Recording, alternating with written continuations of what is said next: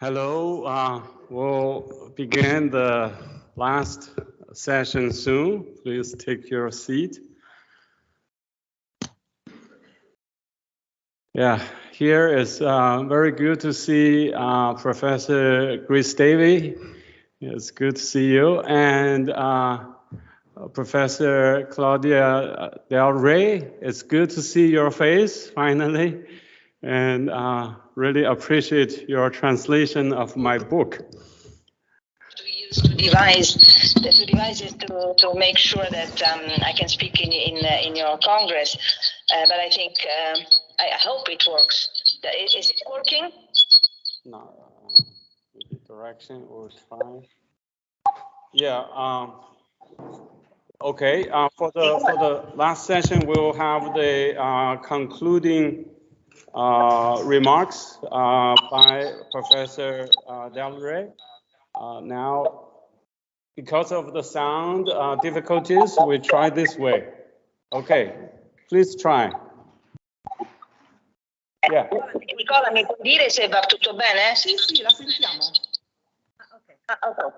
All right. So I am sorry I cannot be with you, but I've just returned from Niger, and I wish I could have been at the Congress during these very interesting days. I know that it has been a very successful exercise, and I'm actually jealous of those who were able to participate.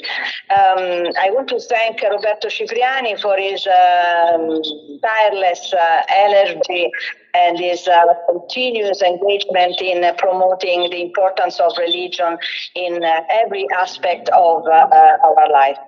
And I want to thank him for having invited me, because at the moment, as many of you know, I have a high political role, which means that the knowledge that I have accumulated over the years as regards religion is obviously helping me to see things in a different perspective. Even when I deal with very serious conflicts, with the coup d'etat, with the humanitarian crisis, with terrorism and other serious issues and challenges in an area such as the Sahel in Africa, which is at the moment, together with Ukraine, the most serious dossier on the table of the European Union. I want to thank all the friends who have been speaking about religion. I know that they have touched upon many different approaches in many different languages that religion speaks today. And I want to highlight one aspect that I see and I experiment and I experience in my actual role, and as I did in the past, in fact, when I was doing field research in conflict areas, which is the second track diplomacy role of religion, and the fact that religion is nowadays playing a very important diplomatic role in especially in transition societies and in very complex conflict areas. I just want to give you an example. In the Sahel, as you very well know, we find the phenomenon of terrorism, which is very worrying, and it's actually becoming even more worrying because it is having a spillover effect towards the south, which means that it is expanding. Everybody knows Boko Haram, unfortunately, but Boko Haram is not the only terrorist phenomenon in the region. There are many different groups, and in particular, of course, Al-Qaeda in Sahel, and also others that are very dangerous and are creating the real networks of criminality, which have an effect, very strong effect on the local populations. What is the role of religion in all this? Certainly, there are two elements. One is the fact that, in my view, terrorism related to especially Islam has lost its very strong ideological dimension.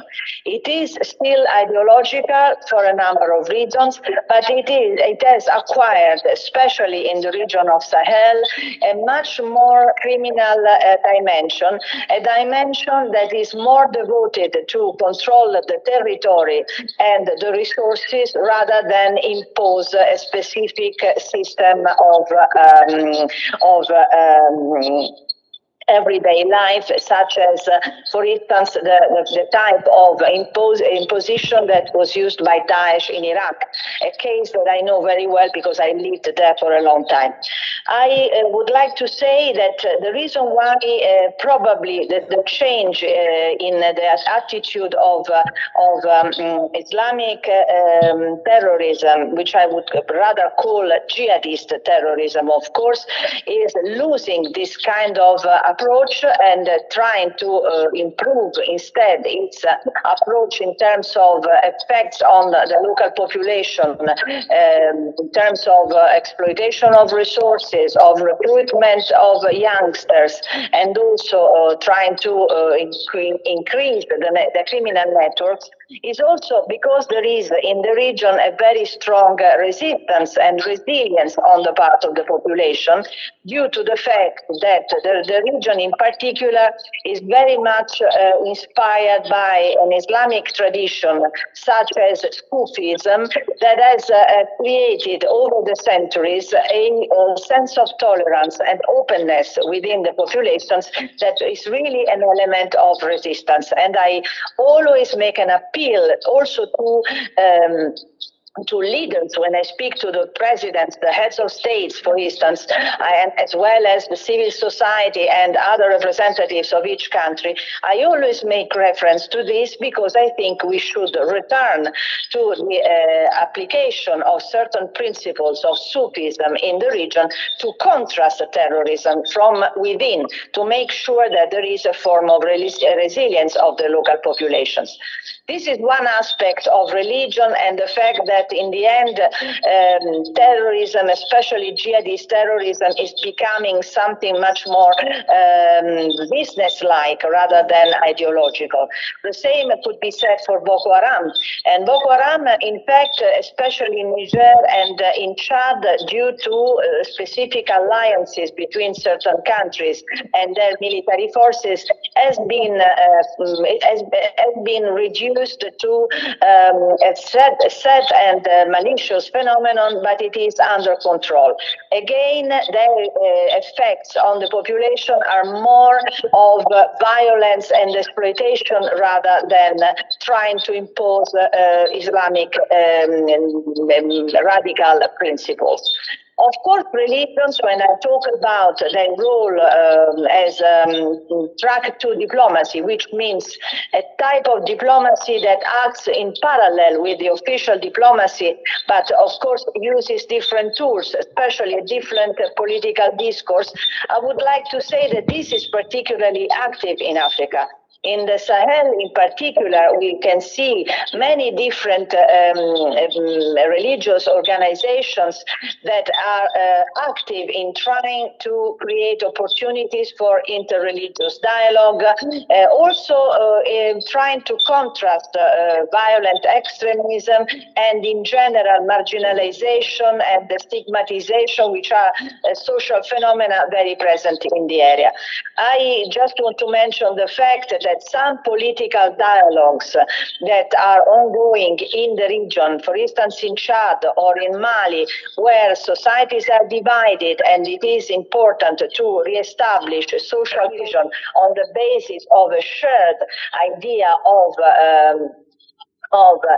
social dialogue, are also driven as processes by religious organizations, also foreign religious organizations, which means that religion can play a role of mediation and negotiation. I don't want to speak too much because I think I have 10 minutes, but I just go to the conclusions by saying, of course, we can see that religion is still a driving force.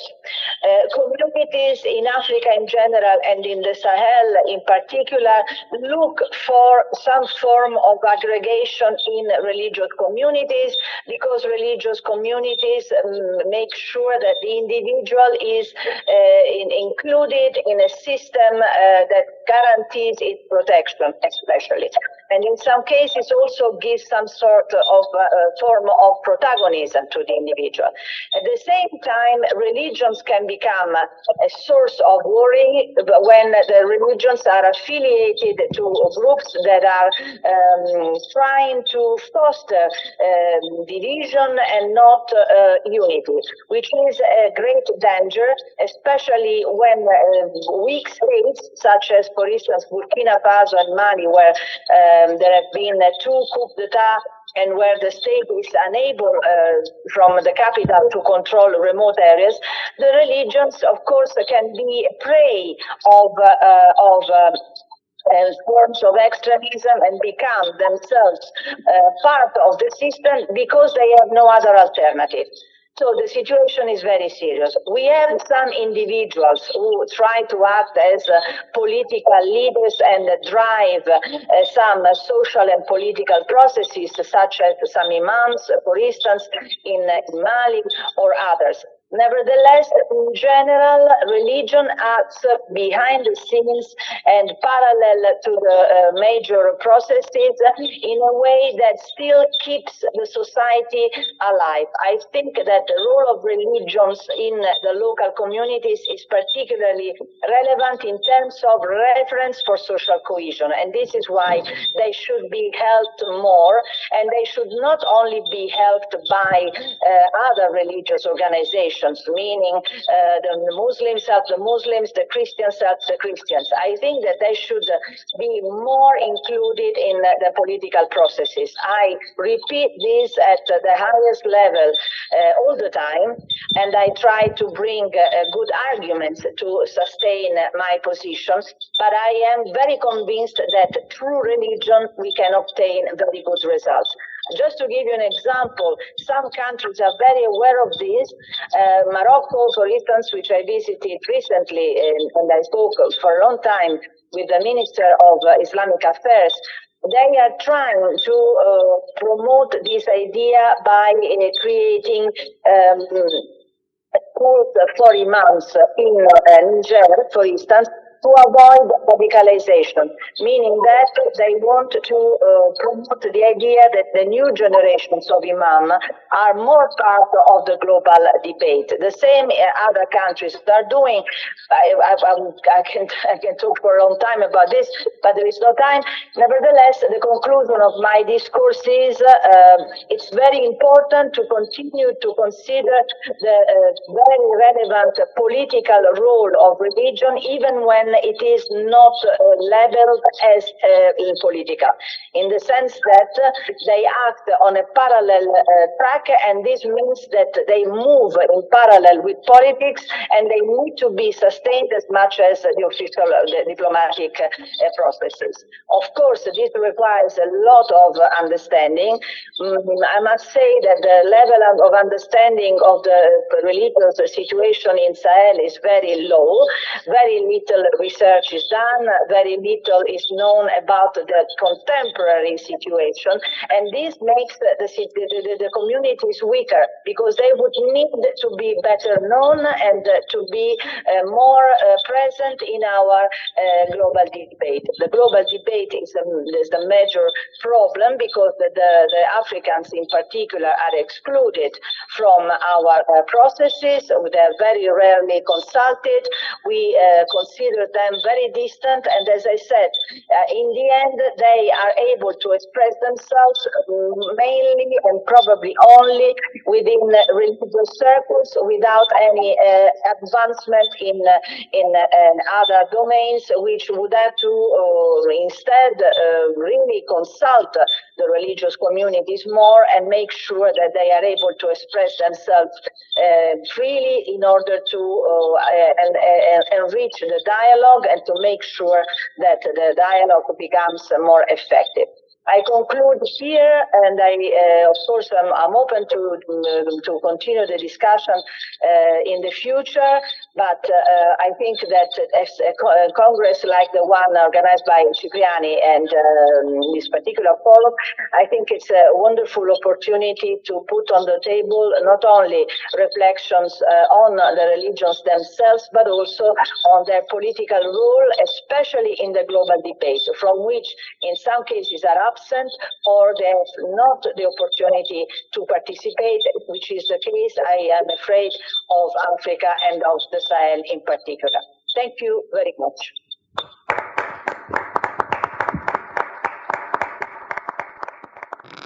Okay, thank you for this conclusion remarks.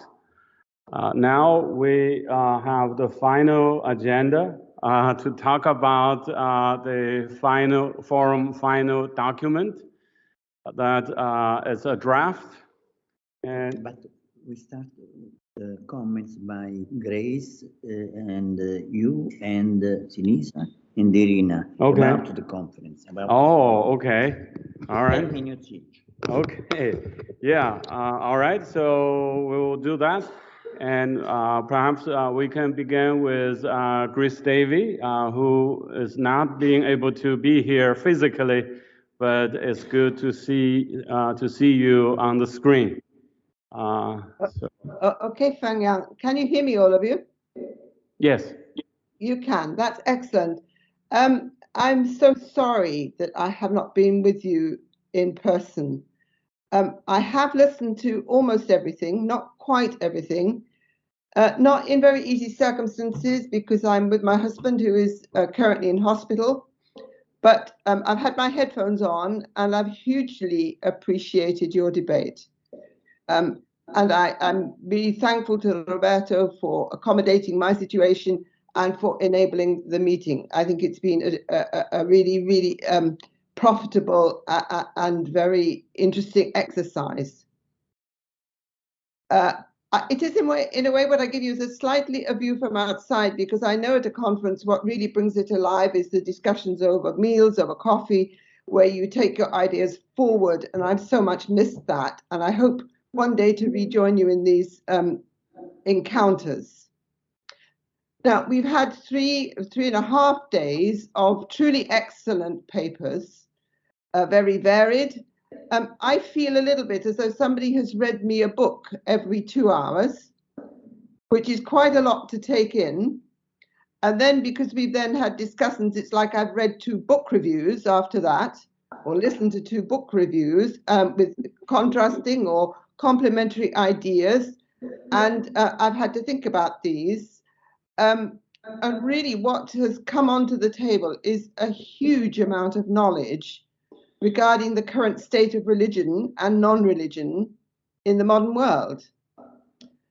And the first thing I want to say is I think that in itself is extremely beneficial, partly because of what Emanuela has just said to us. We need to know more. Now, Fenggang was with me in this enterprise when we both took part in something called the International Panel on Social Progress. You can find out more of that. You can Google it. I can give you links if you want to, if you want me to. When we were together thinking about the chapter with others on religion in how far social science could contribute to social progress. And amongst our colleagues who were not scholars of religion, we found 2 reactions. One, that religion was irrelevant.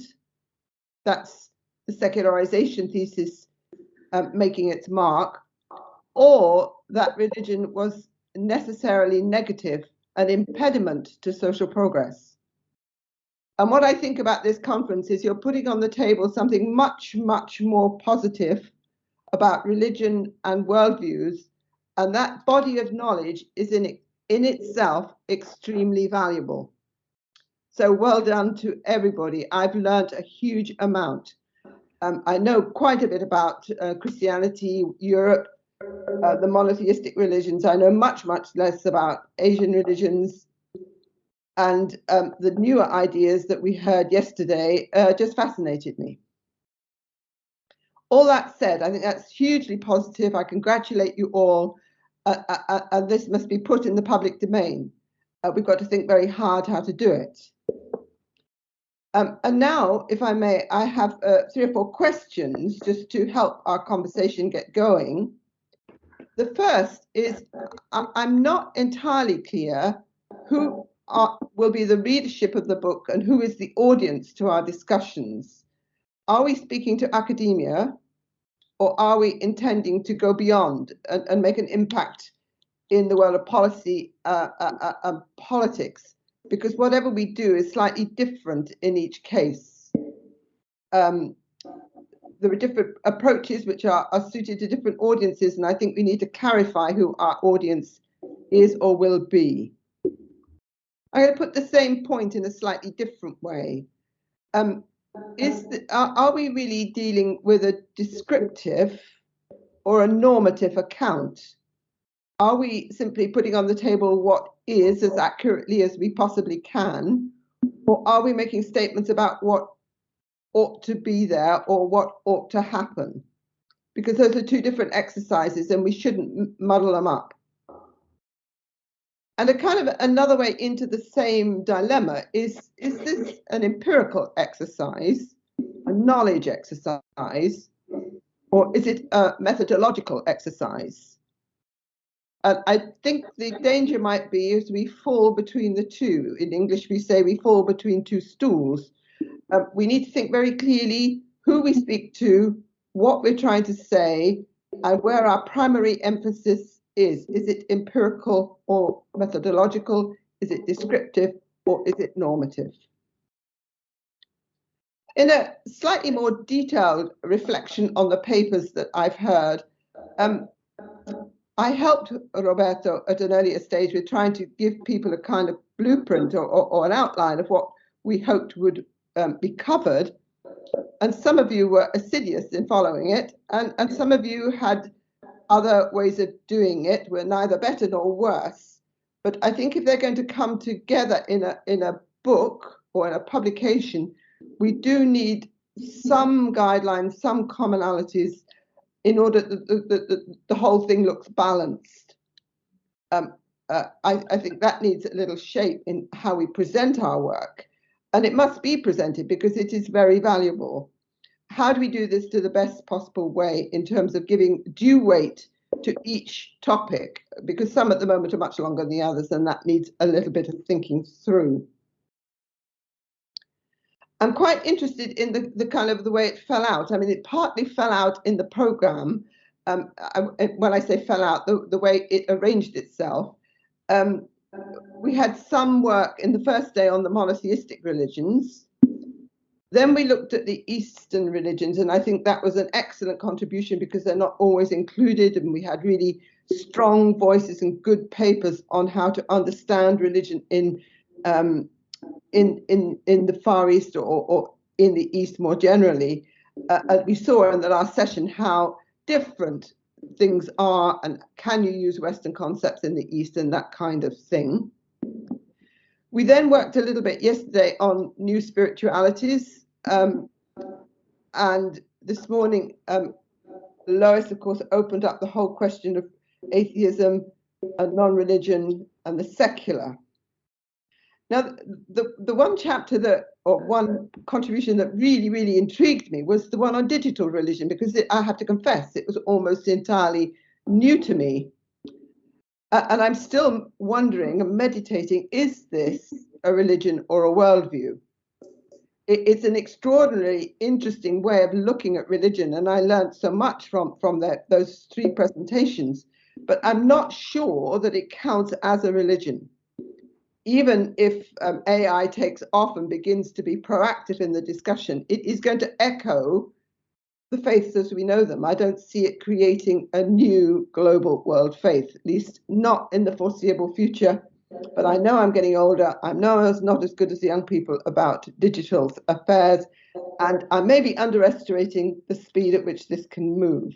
I think that needs a little thought, though, as being included as an empirical base as opposed to a methodological approach.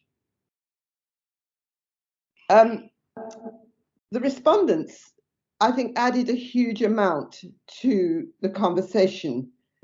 And they varied in nature.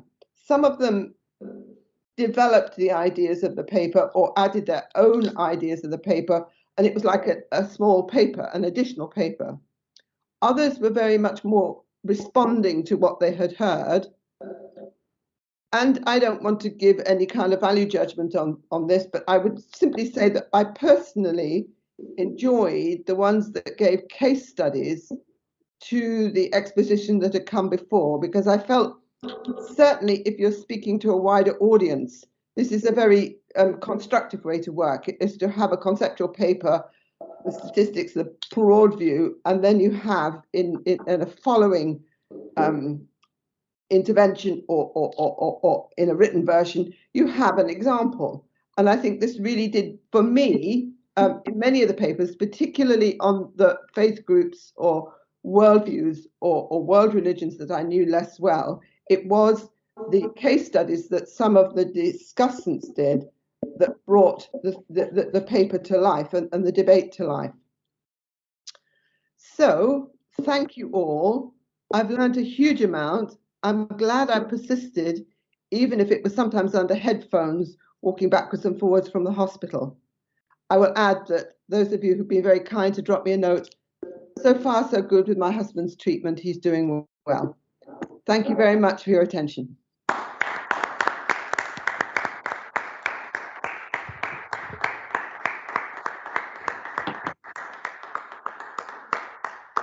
Yeah, thank you for this remarks that bringing things together, pulling things together. Next, let's have Professor Borowik. Thank you very much. I speak today twice. I must start with confession that I do not have too much to say. Okay. I'm struck after these several days. I'm struck by a big variety of presentations and also comments to it. I mean that presentations concerning different religious traditions, every of them was organized differently, and there were different leading questions, and altogether, for me, does not make a picture I expected to have after several days of sitting and listening and reading to receive a picture of dominant world religions, a kind of coherent one. I think that was naive expectation and that probably it was not achievable simply. But nevertheless, I'm impressed and I'm a little bit disappointed with fragmentation of our reflection on religions, on leading religions, on spirituality and so on all these themes we were discussing.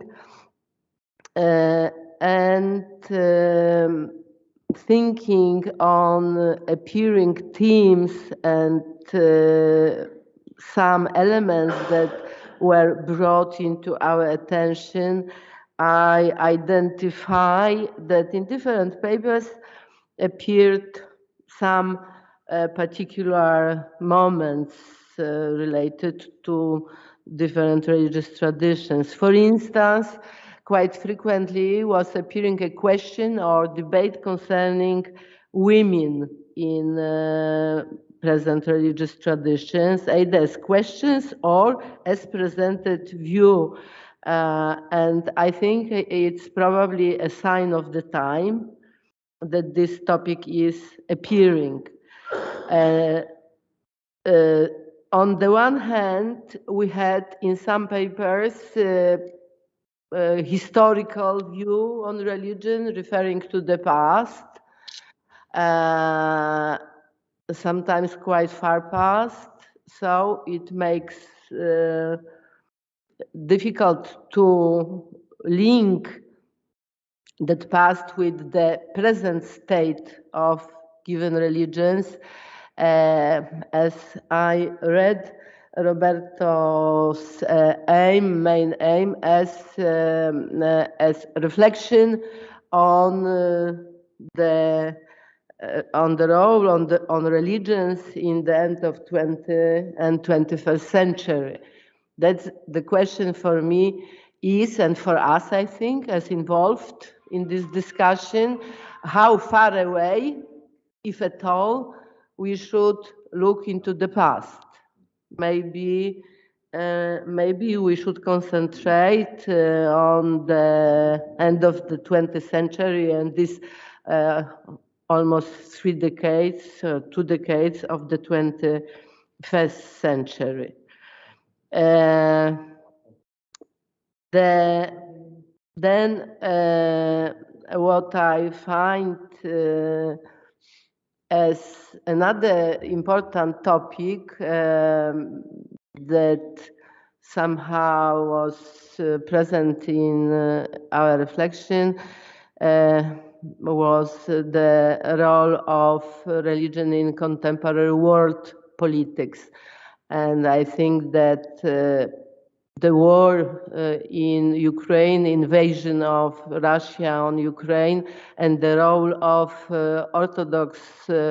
Russian Orthodox Church in this is one of the examples that should be taken into account along with totalitarianism about was speech before our concluding remarks. I'm not sure if you pay attention to that part of Casanova's presentation on Christianity when he refers to the changes in Christian churches and at Orthodox Christianity. He mentioned that Russian Orthodox Church intended to be the third Rome. That intention has presently continuation. Russians consider, and the head of the Russian Orthodox Church considers Ukraine and Belarus and other Slavic countries as the field he names Russian world. In Russian language, there are two notions describing Russians. One is Rossiyski, it's not translatable into English, and one is Ruski. And that Ruski word means the word covered by Russian Orthodox Church and unified by Orthodoxy. It is just an example of one religion and the role it plays in politics, legitimizing the war presently led by Russia.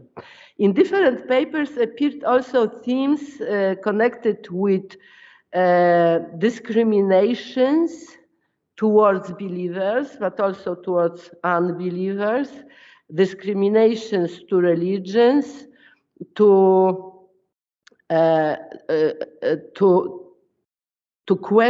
that's the question is here, how we can look at it, and can we look at it in publication. And the most important question is, if to think about publication, what kind of outline we can build in order to make the book more consistent simply. And I think that we should discuss, and you of course are invited to speak about it, that we should discuss the structure of presentations concerning given topics, especially on world religions, that would contain some similarities, some elements that will be covered in all papers. I am very much in favor of what Grace Davie suggested, noticing similarly that those comments that were presented as case studies were really enriching mainline presentation.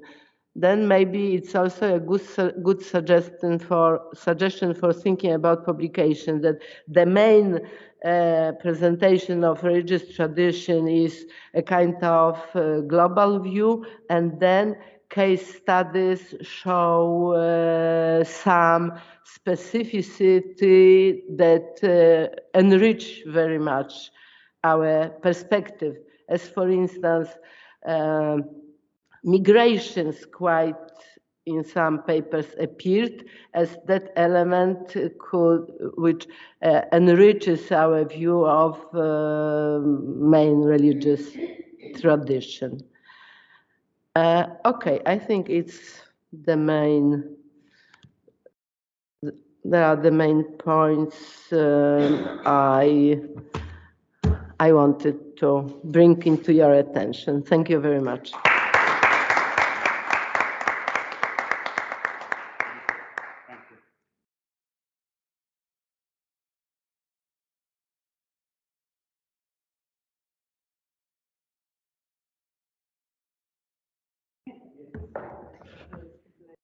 Well, hello to everyone, and I need to start with the same sentence as Irena.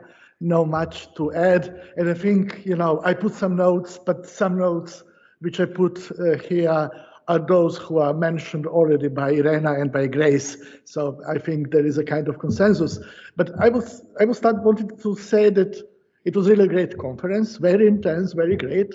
But symbolically, to be in Rome and have only one lecture on Christianity, I think this is really big step forward in understanding, different religions, various religions, going to the East, be in Rome, be in Western country, but we were mainly oriented to the East, Eastern religion, and I think this is really what is usually missing at various conferences, and I found this really, really important.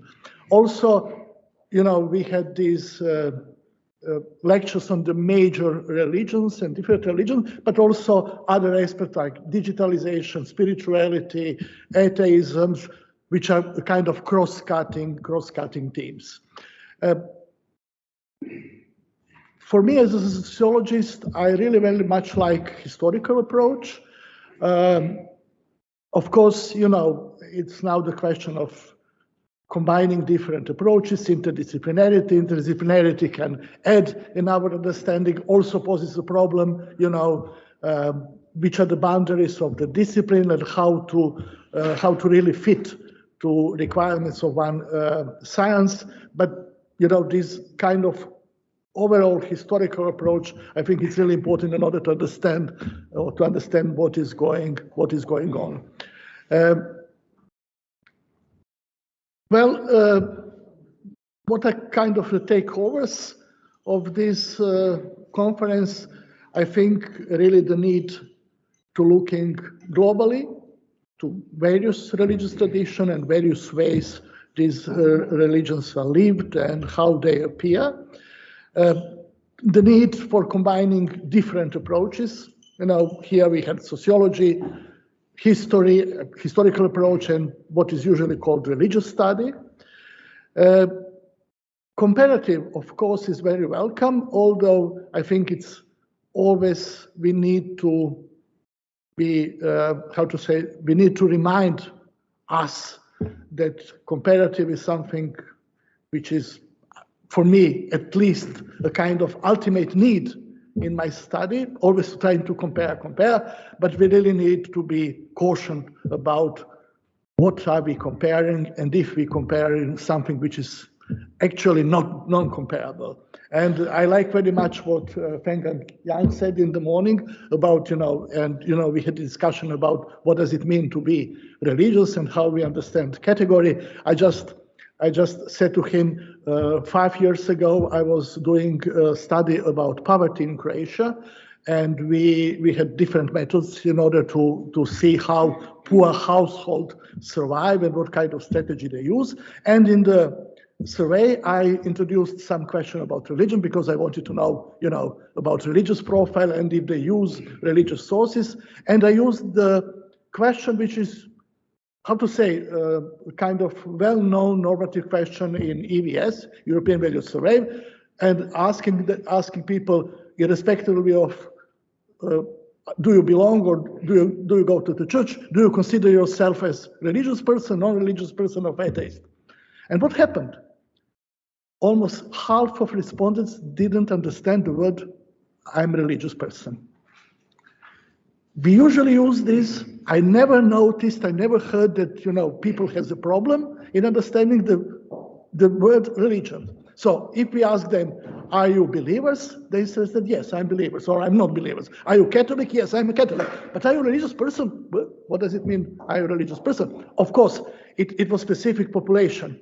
50% of those who are poor are with primary school or with less than a primary school. But, the problem is to reach one important category inside our population. Also, the question, do you belong to religious community? I think doesn't fit to at least in countries with a Catholic tradition. People tend to say, yes, I'm a Catholic, but belonging to a religious community, what does it mean? I'm Catholic since I was born, So belonging is the word which I think doesn't function. So this is really important in order to warn us again and again and again that we need to be very cautious about comparative and what we are comparing. I was also struck with such a huge diversity, and I think this is something which also we should take into account. What I also like, what is also unusual for, at least for sociological conferences, we had some statistics, but not much. We didn't have many numbers here, so it was more qualitative, global, historical approach, which I also very much like. How to move forward for publication, I have the same doubts as Grace said. So to whom we skip, to what is the focus, who are the audience? So is it really, big overview, or we should be more focused and more specific in what is going on in understanding what is going on? So I think for publication it should be further discussed and further think, what is the focus and how to make chapters and contribution a little bit more coherent. It couldn't be coherent because, it's a huge variety going on, but still to have a little bit more coherent. And also for these final documents, of course, I know we will discuss it just a bit later, but I think it will be very good to bring this document to various conferences, to various organizations, in order to see if this document, how sociologists, how, other scholars see this document. Do they find it relevant or not? Do they find it important for their work or not? In which way? So I think it's good to have this document, but it will be not enough just to have it, but to further discuss this in various contexts in order to see how people perceive it, how scientists perceive it. So that's from my side. Thank you.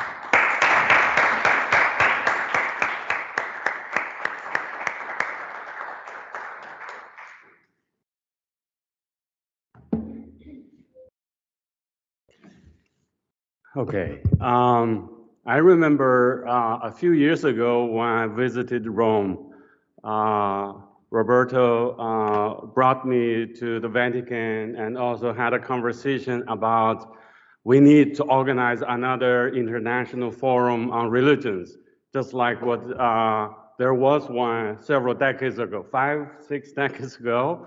We need to relaunch the social scientific study of religion because religions have changed so much. And also the previous view, the commonly held view of secularization religion is declining, disappearing. It's not happening. And we really need to relaunch the social scientific study of religion. And I'm so happy that that step has taken this at this international forum.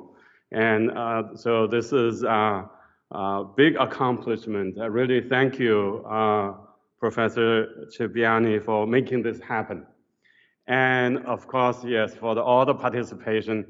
You know, as someone who studied religion in East Asia, we noticed a big change for this international forum with the religions of the East, Confucianism, Taoism, Buddhism, even on the non-religions. And that's so relevant in East Asia.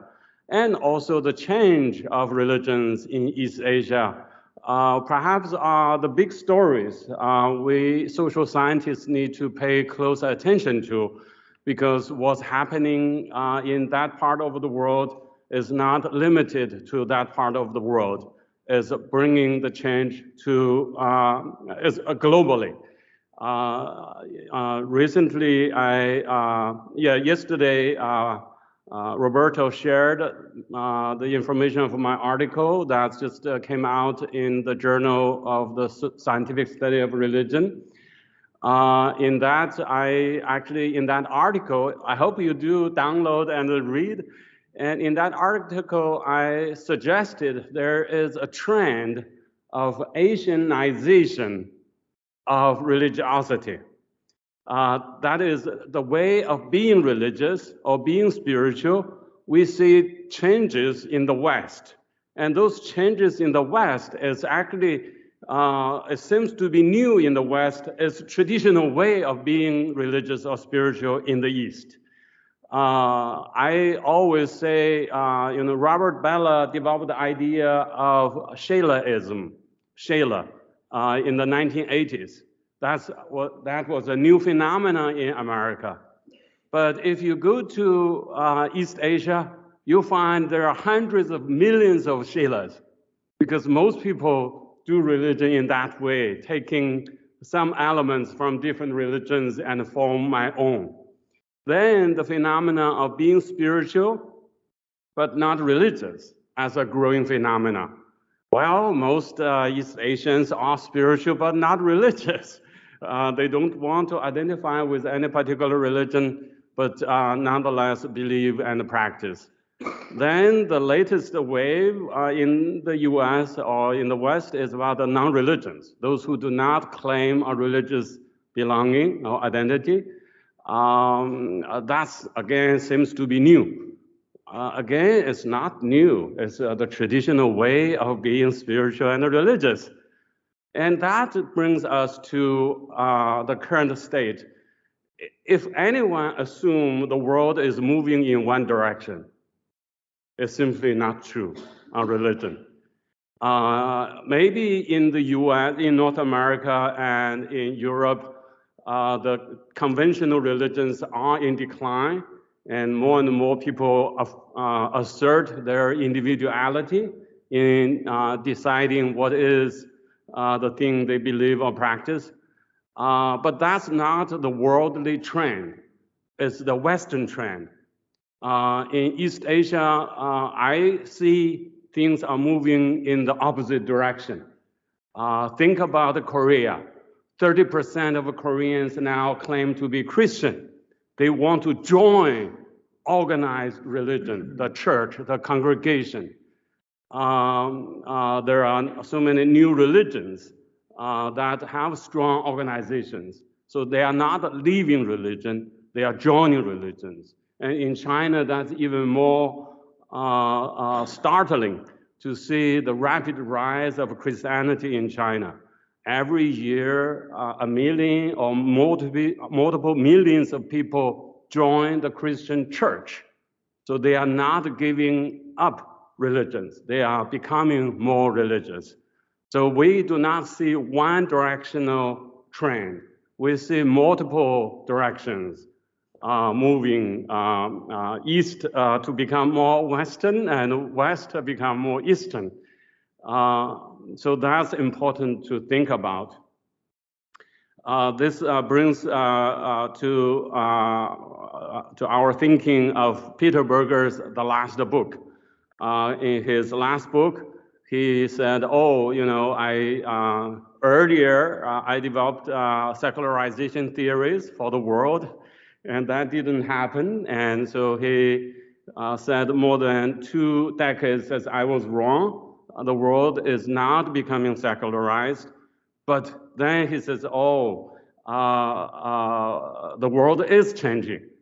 There's some value in my earlier theory. Is about the plausibility structure. The plausibility structure has changed, and every phase has become relativized because we live in a pluralistic world. Pluralist world does not mean religion is losing ground. Religion still play public roles, and very important roles, both internal politics in every country, but also international relations. If we remove religion, we cannot understand the internal politics in the US. For example, the recent rise of Christian nationalism is a big phenomenon. And then international relations, if we remove religion, we cannot really understand what's going on. So we really need to keep religion as a focus for research without knowing better the situation of religion or religious change. We cannot understand our contemporary social life, and we cannot understand international relations. So this, the final point is really, that's what Roberto wants me to say. I think if we want to have world peace, we need to begin with better understanding, fact-based, data-based empirical research to have the appropriate understanding of the roles of religion in each community, in each society, and internationally. Without that, if we all make our thinking policies or even theories without this empirical evidence, we are risking to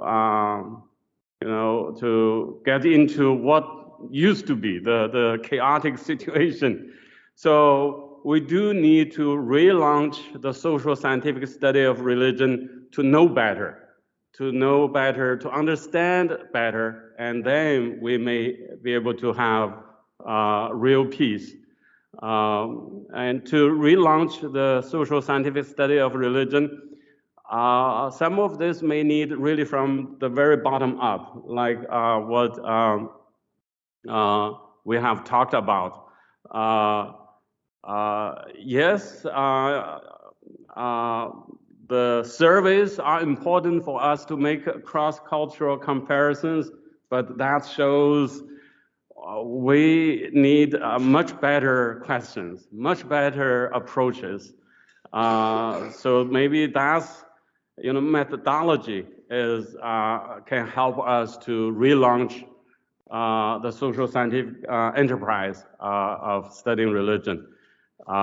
We do hope there are young scholars will be able to come to do more research on religion rather than saying this, sometimes we do see the Department of Religion becomes less and less funded, disappearing. The big stars passed away. Peter Berger, Robert Bella, and Ronnie Stark all passed away. The field of the social scientific study of religion seems to be entering a low point rather than the excitement 20, 30 years ago. But if we can find the right angle to develop new methods, develop new approaches, then we can also develop some new theories to help us to see the world in a better light. I do think we need this relaunching of the social scientific study of religion, and this conference is a very important step toward that. Thank you.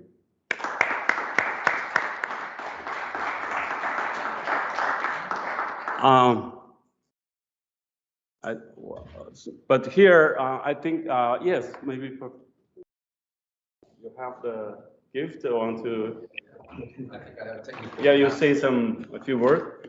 No, just technical. Okay, but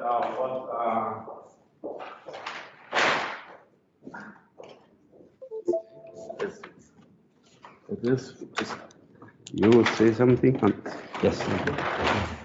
For the document. You have the document? Yeah, okay, yeah. Yes. Where's your doc? Okay, where? 1 second. Okay. Do you see it somewhere here? Final document? This one? Yes. Okay, I put it on here, and we open it up. That's, Can you enlarge that maximum? That's the one? Yeah. Okay, that's it. That's enlarged. No, you know. Let's see. No, that's as big This as is it maximum. gets. That's the maximum. Okay. It is enough. Okay. And you just scroll down. Yeah? Thank you so much. Fenggang, you for the document. You are the chair for the document discussion. Okay. All right. So you all have received a copy of this, and also you may have seen some comments. Whether you have any suggestion or comments on this document that on the screen. Yes. I have to say that the first draft of 12 points is the result of a cooperation with Grace Davie, and Grace Davie wrote the final version. We have received some comments afterwards. In general, I suggest to maintain, if it is possible, the 12 points, except one point in particular, when we indicate specific tools like SPSS, because of course there are other software, other solutions. Therefore, I prefer to avoid this kind of specific suggestions and leave the things more open. That's all. And afterwards, we can discuss the proposals coming after. Okay. So for those who haven't sent in comments or suggestions, do you have anything to say now? Or you want to read the document again, then you may develop your comments. I have one small suggestion. Yes. I have one small suggestion. I haven't noticed it before. In the 7th point, where we write about qualitative approach and grounded theory, looking on the last publications and the developments of qualitative research, I think that discourse analysis is very prospectus, and there are some important publications concerning discourse analysis. And then my question and maybe proposal is to add discourse analysis as prospectus thinking of qualitative way of approaching religion. I don't know what you think about it. That's one of my ideas.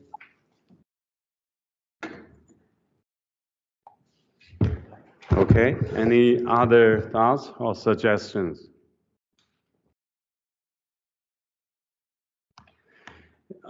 one thing I thought about is, at least in the US, when we talk about religion at the annual meetings, there's always a reluctance to define what is religion. And I think that's a destructive strategy, because if we are studying something that's not possible to be defined, our colleagues in other disciplines and departments would say, why should be funding for you to do something you cannot really define what you are doing? I think that's some of the departments are losing funding because people don't know what you are doing, what kind of research you are doing. I think really to re-energize the whole enterprise of studying religion, there's some need to think about what we are actually studying. If it's something that's not possible to define, I just don't see the hope for a bright future. But when we talk about definition, immediately there are very strong different opinions. That's get to the philosophical level. What kind of philosophical positions we take as we do research, empirical research on the phenomena of religion. I think that's a struggle. Yes. To go faster, I suggest, Mr. Chair, to vote the exclusion of SPS reference, and second vote to include discourse analysis in the point number 7. First, to eliminate from point number 6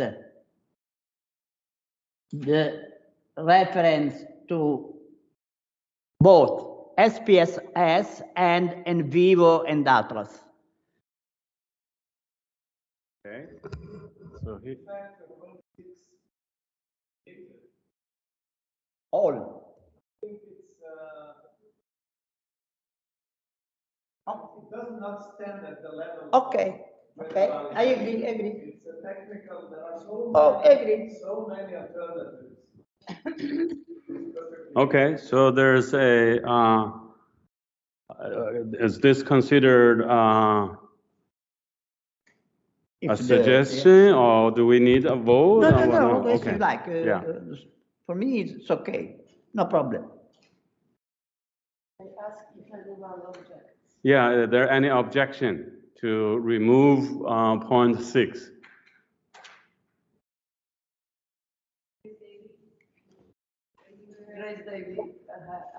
Oh, yes, okay, Grace. Fenggang, I'm not objecting to that. When you finish dealing with this point, I want to say something different.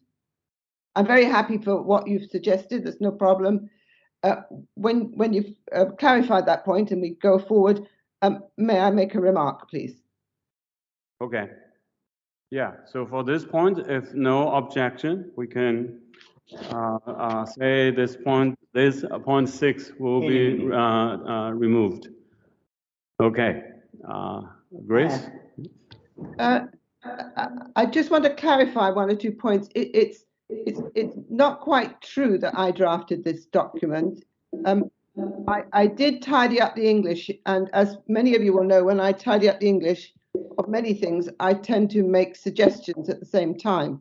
So you can see some of my ideas in it, but basically the framing came from Roberto. And I do have comments on this because I still am not clear who it's for and what is the intention of this document. And I think that comes before the detail.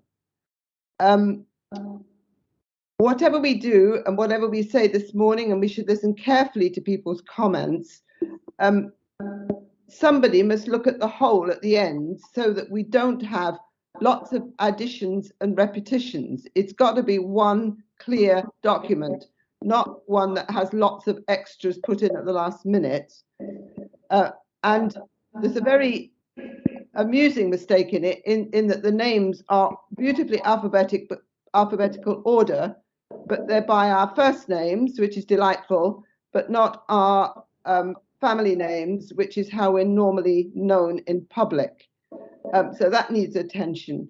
But more than anything else, I think we need to know why this is here and what we want it to do. And my final point echoes Fenggang's last remark in his what he was saying before, is how important the knowledge of religion is in public and international debate. And one of the findings we came to in the International Panel for Social Progress is that religion very seldom causes a conflict. But if religion becomes involved or part of or drawn into a conflict, as is the case in Ukraine, that conflict becomes much, much more difficult to resolve, largely because most of the people working on it do not have the imagination or knowledge to grasp the religious element. And in order for the discussion to be effective and creative and constructive, we have to overcome that gap in imagination, which is as important as knowledge. I'm sorry, Fenggang, I'm rather presumed on talking about the document to add some bigger points, but I really did want to say that. Thank you. Thank you. So I think, Roberto, would you explain why you suggest we have this final document? Well, I think that's an important question. Yes, because this is the experience that forces me to ask our colleagues to improve the comparability of data. Of course, I know that it is difficult to put specific question in specific questionnaires, but at least some general information are needed. Therefore, this document, of course, is not a rule, it's just a recommendation in order to favor more attention, that's all. We cannot impose, we cannot command anything. We recommend. Therefore, this is just an indication, a general push in order to have something more reliable and comparable. That's all. Roberto, do you see it as part of the final publication, or is it something separate? Do you see this as part of your final publication coming from this conference, or is it a separate document? If I have understood, you are speaking of the possibility of publish this document in the book of the forum? Well, I'm not sure what you want to do. This could be. It is not excluded. It is just a fruit of this forum, if we approve and if we go on. Otherwise, we stop here. And where will you place it? Will you place it on the web? Yes, but not immediately. Okay. After the book. After the book, and after we have decided and we have approved it. Okay. And it is not mandatory to conclude today. We can continue the discussion, for instance, because some people are not present here in the room. Therefore, we have to prepare, let me say, another draft, even though approved by the people who are present, and we can go on and have 2, 3, 4 months to discuss. Thank you, Roberto. Yeah, thank you for the clarification. So I think my understanding by this point is that this 12 points laying out is more inspirational for future direction.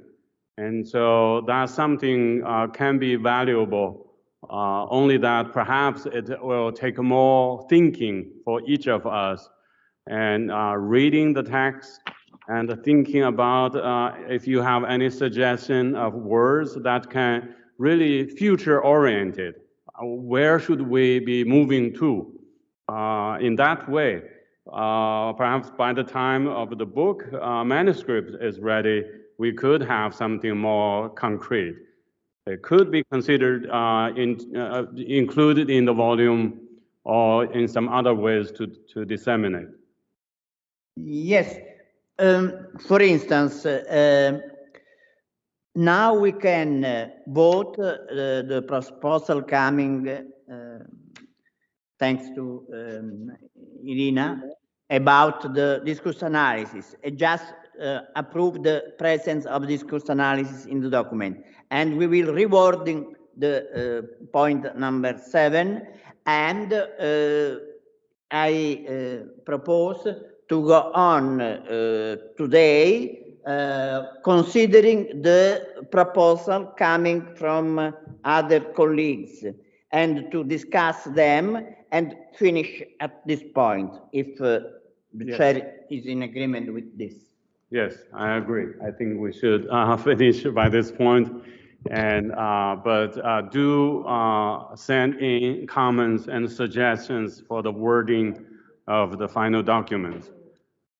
Therefore, we vote for the presence of discourse analysis. Vote on the. Yeah, to go on. Okay. All right. So if you have general agreement with the document, with the possibility of some refining of wording. This would be at the end, but I think that it is better to continue the discussion now, and for instance, to vote for the proposal coming from Irena, and go on with the proposals coming from other colleagues that we have already here. So that's the proposal of removing. No, to add this. To add, okay. Okay, so you think we should have a vote on that? Or do you need more time to think over about the wording? Or not only point 7, I think that's on point 7, right?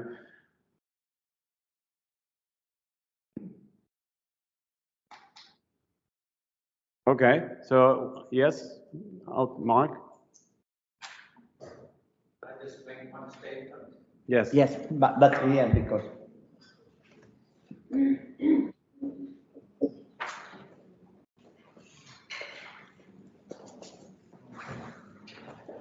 Just one comment.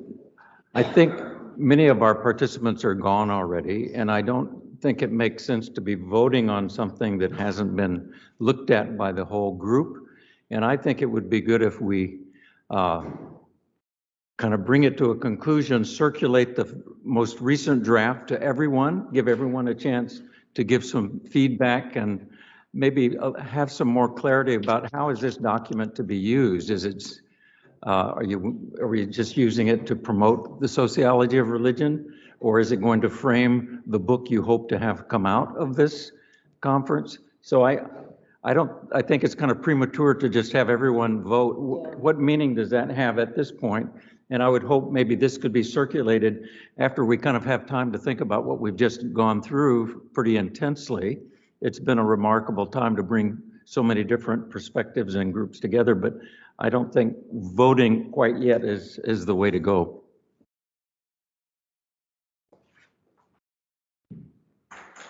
Okay.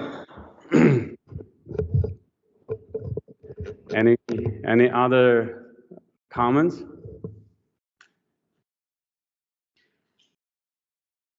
I think maybe at this point I like what Mark has suggested. We do need more time to think, and also the people who already have left, give them the chance to provide suggestions and comments. Then at some point, now with the internet, we can do this through email, through some other, perhaps even online meeting if we need to finalize the final document. Yes, therefore, Irena could provide a new version of point number 7. We maintain the proposals we have received, and we will distribute the list of proposals, and we will discuss and at the end approve. Yes, yeah, I think that's better. After 3.5 days, perhaps now our mind may not be functioning that well. So I think it will be good to take some time to think over. This is a certificate for the school.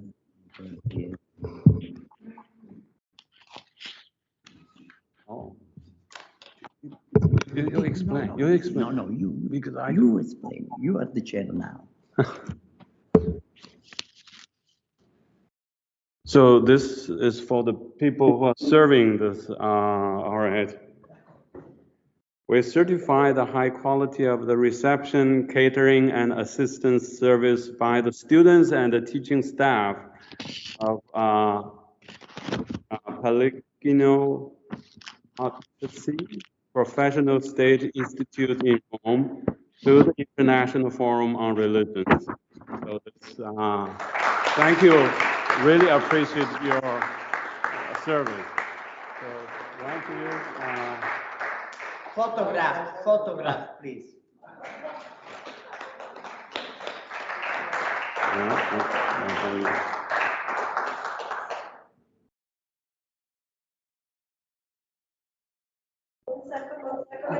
Aprilo, fallo vedere.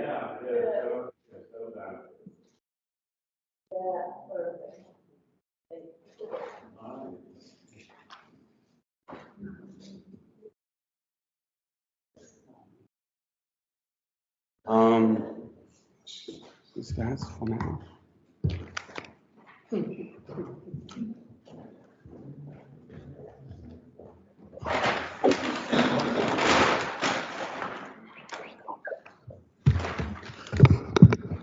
I think there is one thing we can all agree on, and that is our deep indebtedness and gratitude to the amazing envisioning, organizing, and hosting capacities of Professor Cipriani. So I have on behalf of all of us, a double gift. Sorry for the binary sort of divisions, but one which is more aesthetically, spiritually sort of inclined, and the other one which is more analytically, sociologically inclined, but all of them books. So again, mille grazie.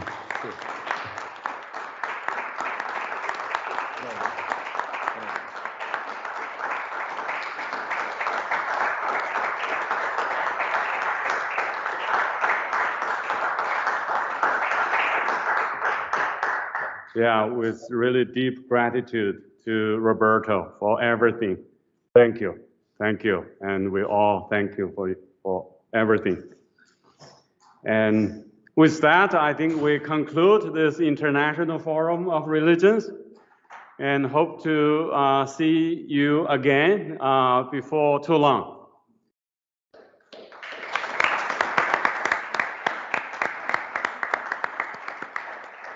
Thank you very much. Yeah, thank you. Thank you.